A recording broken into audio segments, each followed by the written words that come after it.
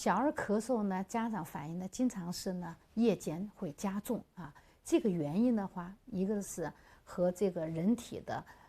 生物钟有关系，还有一个在夜间孩子是在平躺的，平躺的时候如果有痰涎刺激的咽部，它也会刺激的引起的咳嗽。在这个时候，夜间咳嗽明显，我们可以让孩子坐起来，喝点水，或者给他喂次药啊，让他缓解。另外的话，还可以拍拍背啊，拍拍背。